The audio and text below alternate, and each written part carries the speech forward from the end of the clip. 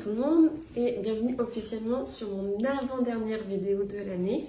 Je viens de passer 2 heures à filmer la dernière vidéo de l'année qui sortira donc après celle-ci, qui était tout ce que j'ai tricoté en 2024. Cette fois-ci, je vous retrouve pour le dernier podcast de l'année. Il y a beaucoup moins de choses que d'habitude, je pense, parce que j'en ai filmé il y a 3 semaines à peu près.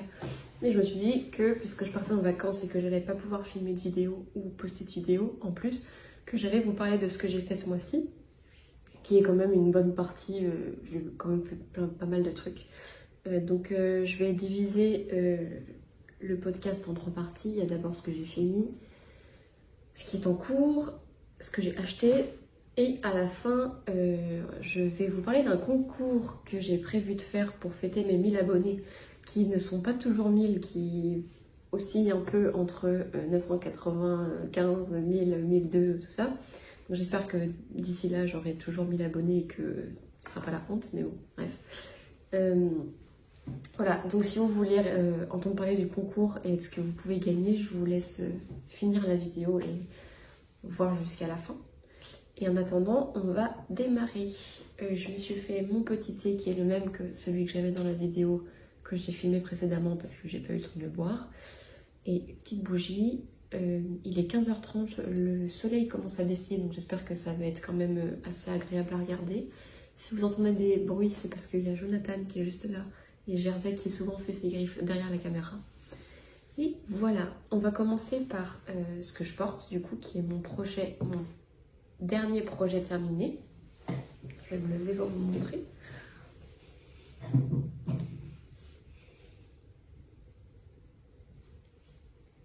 J'ai la table un peu qui rentre en collision, mais...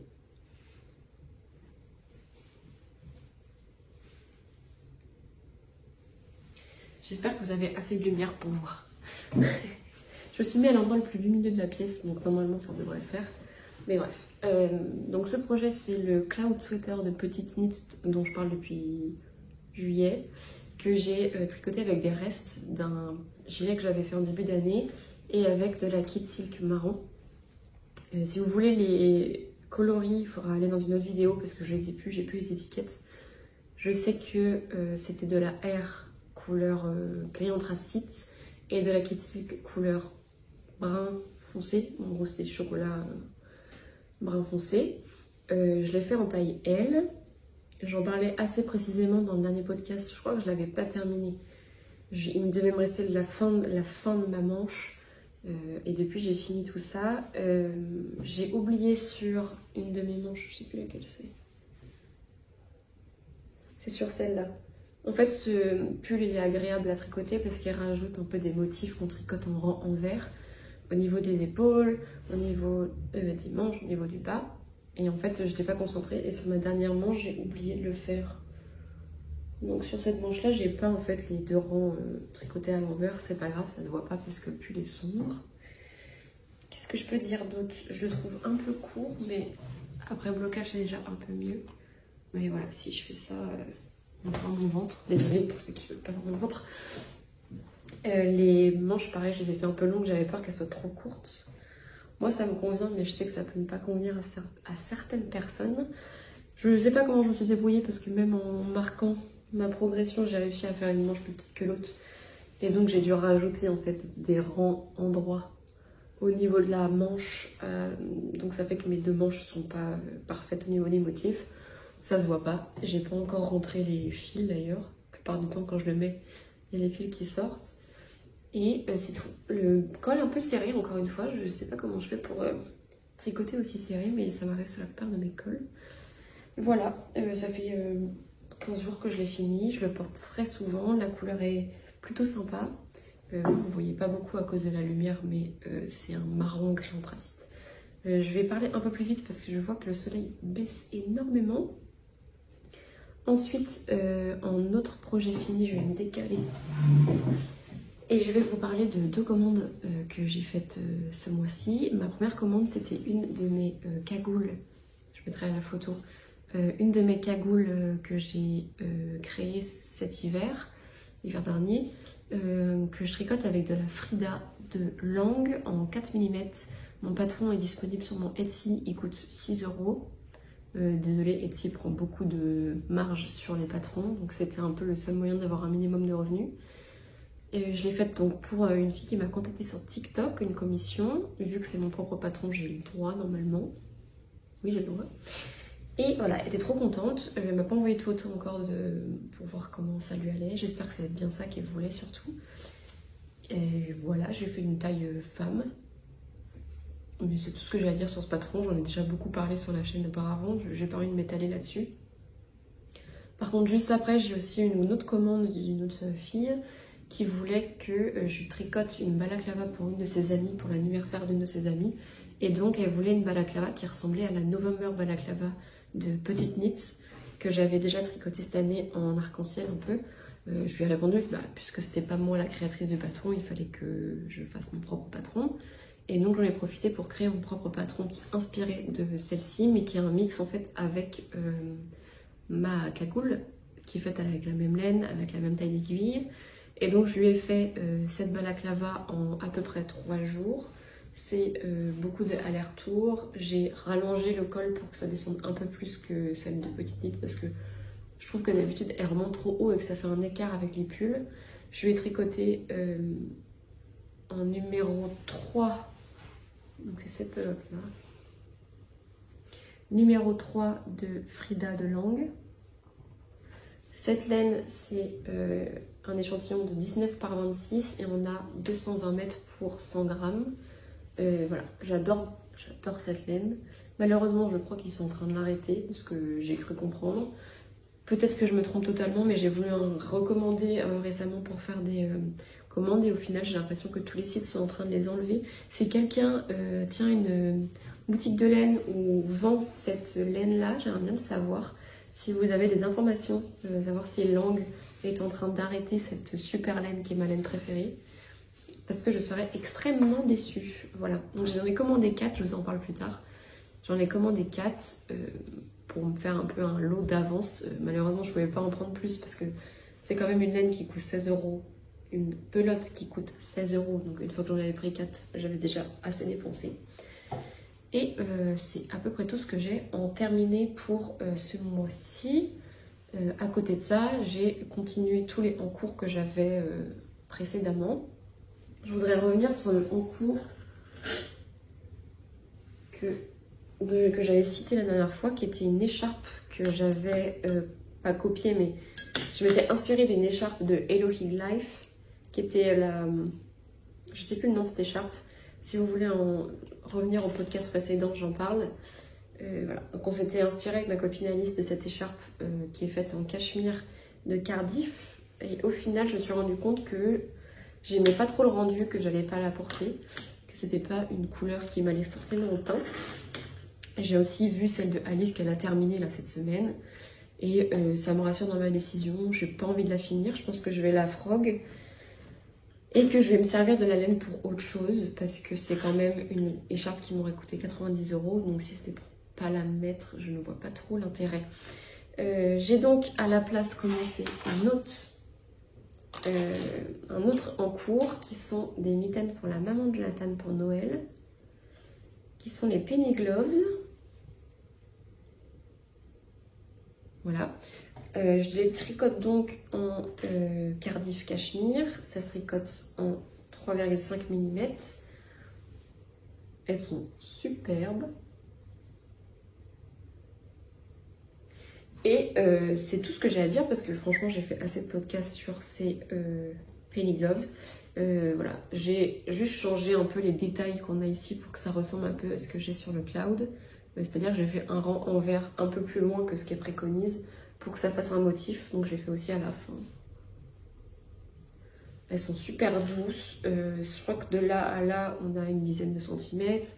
On met en attente, on fait des augmentations. Très simple, le patron est pas cher, il est disponible à peu près partout parce que c'est Petite Knit. Elles sont super chaudes et voilà, j'ai très hâte de les terminer. J'ai commencé la deuxième, mais je n'ai pas fini. Il faut absolument que je fasse ça cette semaine parce que Noël c'est dans 10 jours. On est le 15 décembre aujourd'hui. Ensuite, j'ai fait le Oslo Hat pour mon frère, qui est un cal que j'organise avec les copains sur Discord. Il faut savoir que depuis le dernier podcast, j'ai créé un Discord qui s'appelle Notre Jersey, sur lequel vous pouvez vous connecter. Il n'y a pas de mot de passe, il n'y a pas à être accepté, vous faites comme vous voulez. J'ai mis en place donc plusieurs channels. On a un channel d'introduction pour que on puisse savoir à qui on parle et qu'est-ce qu'on aime, tout ça. J'ai fait des channels un peu pour d'autres hobbies, pour de la lecture, pour des jeux. Par exemple, je joue à des jeux assez cosy, jeux vidéo. J'ai fait, donc il y a de quoi partager vos propres patrons, il y a de quoi partager des patrons que vous avez rencontrés sur Instagram par exemple, que vous aimez bien. Et j'ai aussi un channel qui est Whips and Done, que je n'ai pas l'autorisation de regarder en semaine, que j'ai le droit de regarder qu'une fois par semaine pendant mes lives. En fait, pendant mes lives, c'est-à-dire tous les mercredis soirs sur YouTube, je prends 15 minutes pour regarder tout ce que vous avez fait pendant la semaine, on en discute et voilà. Et on a aussi une partie du live qui est consacrée à regarder tout ce que moi j'ai enregistré pendant la semaine, les nouveaux patrons qui sont sortis, ce que j'aimerais faire, tout ça. Donc franchement, si vous êtes chaud, venez parler avec nous, on sera très content de vous avoir. Pour l'instant, on est 26, mais on peut être autant qu'on veut. Et donc on a décidé entre nous de se lancer un cal, qui est un knit-along dans lequel on tricote tous un bonnet. Donc on devait choisir entre le Oslo Hat ou le hipster, ou les deux. J'espère que vous voyez parce que la luminosité c'est cata là. Voilà, donc moi j'ai fait un Oslo Hat pour mon grand frère, j'espère qu'il ne regarde pas les vidéos, en Arwetta de Ficolana, comme ça. C'est le coloris, qu'est-ce qu'il y a, 145, donc bleu marine. Voilà, donc c'est de la laine qui est super wash pour chaussettes avec du nylon. C'est celle qu'elle préconise dans le patron, qu'on tient en double, qui est tricotée en 3,5. Pour l'instant, je pense que la taille, elle est nickel. 3 de finir, je suis à, je pense, 3 ou 4 cm après le rabat. Et je pense que je vais faire 14 cm et après, je commencerai à réduire pour faire les diminutions pour la couronne du bonnet. Donc ça, je lui enverrai par la poste plus tard. Ensuite, je vais vous parler de mon plus gros projet en cours, qui est le pull Jonathan que je lui fais pour Noël. Je vais même me lever pour vous montrer.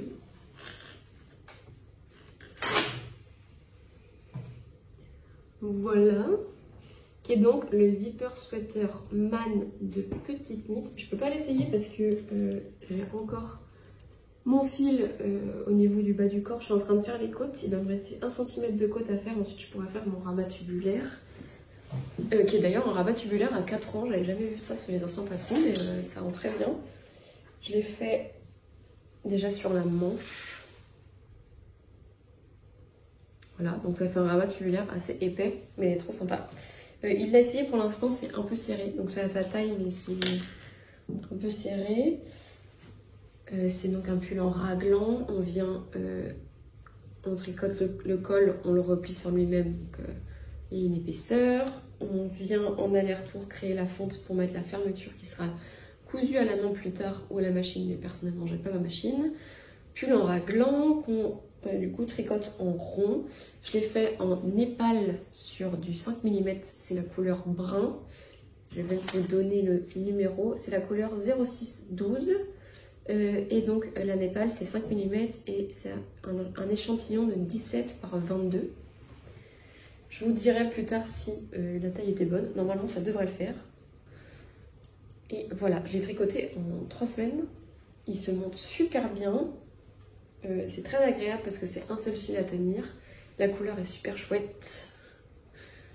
Et à 2 doigts de me faire la même taille pour moi, tellement je le trouve stylé quoi.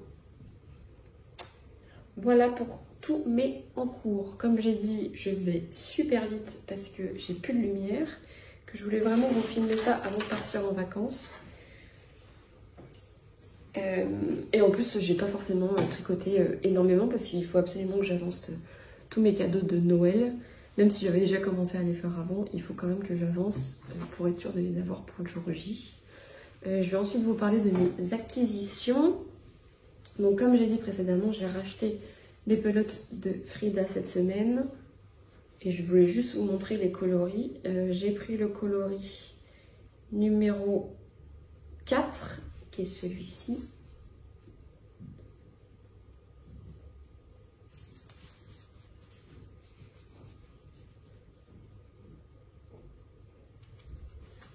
Ensuite, j'ai pris le coloris numéro 3, qui est le même que la balaclava que j'ai fait à ma cliente, avec un peu de violet, du vert. Et ensuite, j'ai pris deux pelotes de la couleur numéro 3, parce que moi, je voulais m'en faire une couleur numéro 3, et au final, je ne sais pas si je vais garder celle-là ou celle d'avant. Je ne sais pas si c'est celle-ci qui va m'aller le mieux. Donc je pense que je vais en faire deux. Et celle que je préfère, je la garderai pour moi. Et l'autre, je la vendrai. Mais en fait, ce qui est drôle, c'est que même deux pelotes du même coloris, au final, c'est pas du tout les... Enfin, elles sont quand même un peu différentes. Je trouve ça trop sympa. Voilà. Ensuite, j'ai commandé aussi... J'ai eu une petite frénésie de commande ce mois-ci. Vu que j'ai fait des ventes, je me suis dit que je pouvais en profiter pour aller me... commander de quoi me faire plaisir. Et pour me faire plaisir, j'ai commandé de la Sandnes Garn. C'est la première fois que je teste cette marque. Bien sûr, tout le monde en entend parler. C'est les laines que recommandent la plupart des designers. Et là, notamment, c'était pour faire la Olga Jacket que je vous mettrai là par Petite Knit. Et Petite Knit préconise dans ce patron la Peer Gynt de Sandnes Garn que j'ai pris donc coloris Apple Cider, je sais plus, Spiced Apple. Donc c'est le coloris, alors si je trouve, 38,54. Et j'ai aussi pris, donc c'est une marinière avec le coloris amande brun, je sais plus comment ça s'appelle. Je sais plus le nom que ça a quand ça a des petits... Mais en tout cas, c'est le 25-12. C'est une laine, donc... tweed, pardon. C'est une laine qui est 100% laine. Non. 75% Norwegian wool et 25% Peruvian tweed from wool. Faite en Norvège. 50 grammes, c'est 91 mètres, ce qui n'est pas énormément. Donc c'est pas super moche, il faut laver à la main à 30 degrés. Et celle-ci c'est 100% laine par contre parce que c'est pas du tweed. Voilà, trop hâte de tester ces deux couleurs, ça fait très automnal. Je pense que je commencerai à le faire le jour de Noël, ça va être mon cadeau de Noël pour moi-même. Et voilà pour mes acquisitions pour la Sandnes Garn. Je me suis aussi acheté des laines à chaussettes, donc j'ai repris une en plus de bleu marine.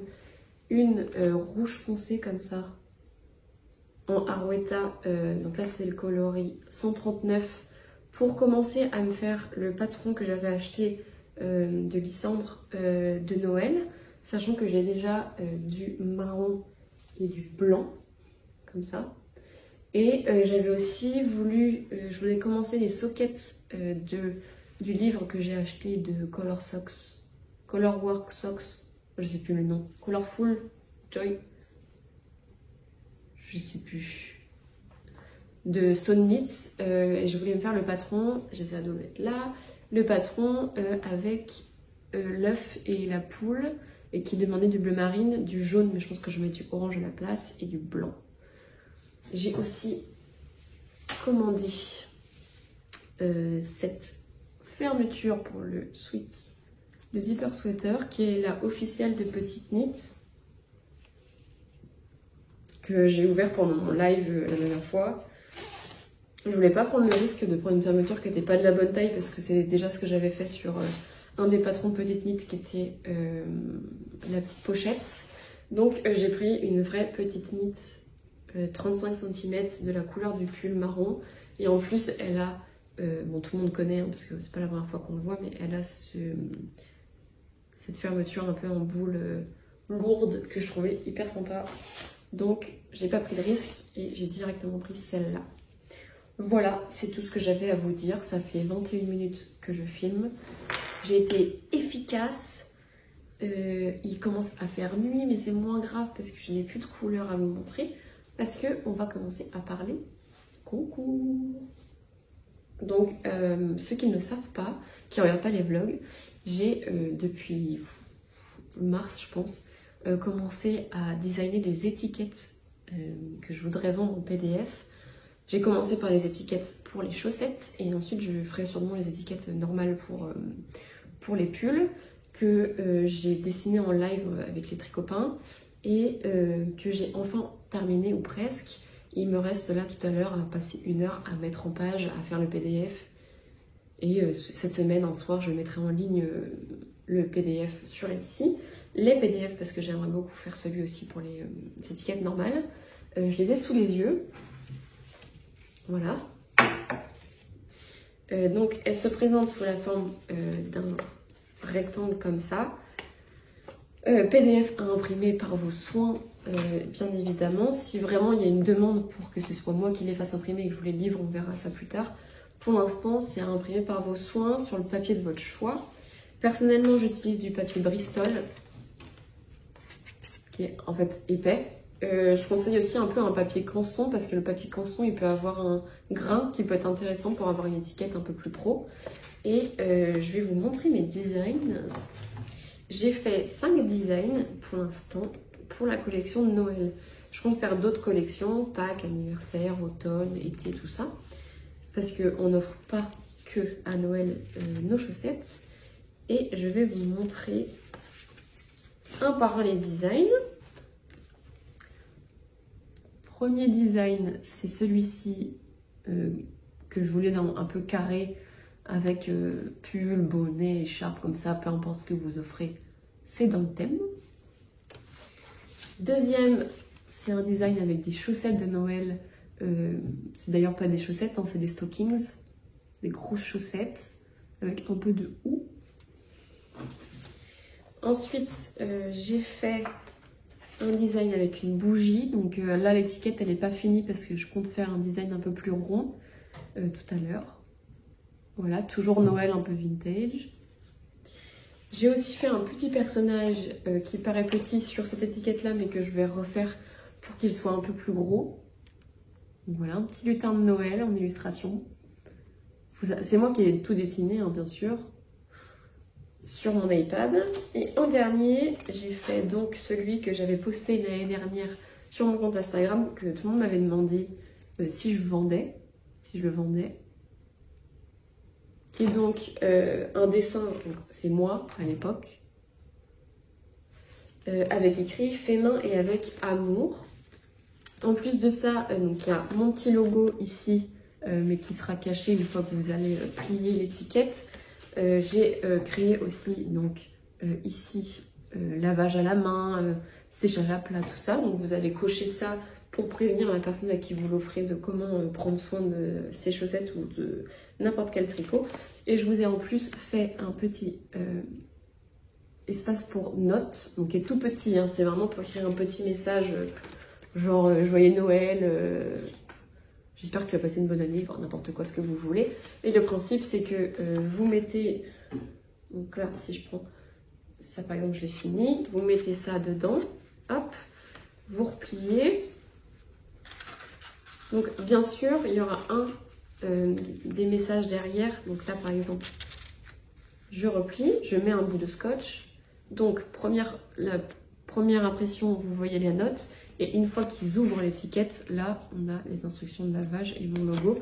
C'était pas le premier truc que je voulais qu'on voit une fois qu'on recevait le cadeau, et donc de ce côté là voilà ce que ça donne pour le dessin. Donc je compte pour fêter mes 1000 abonnés offrir un PDF de étiquette à chaussettes à quelqu'un d'entre vous. Je peux aussi offrir un PDF d'étiquette normale si vous ne tricotez pas de chaussettes. Donc je vous demande juste de me suivre sur Instagram, de me suivre sur YouTube et de commenter cette vidéo avec le design que vous avez préféré.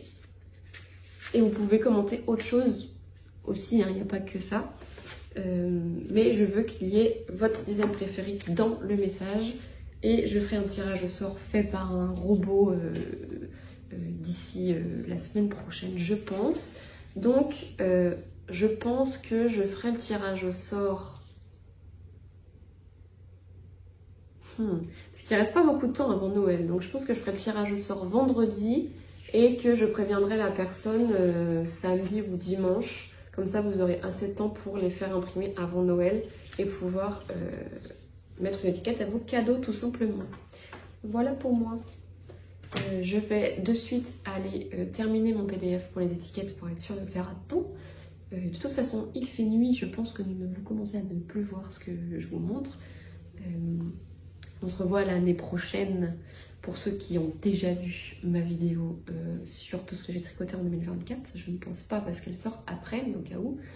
Sinon, on se retrouve pour cette vidéo-là et je vous fais de gros bisous. Merci d'avoir regardé.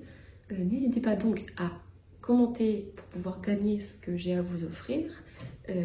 J'espère que vous allez bien. Je vous souhaite de bonnes fêtes de Noël. Je vous souhaite un bon nouvel an. On se revoit en 2025 souriant et avec du peps. Voilà, gros bisous. Bye bye.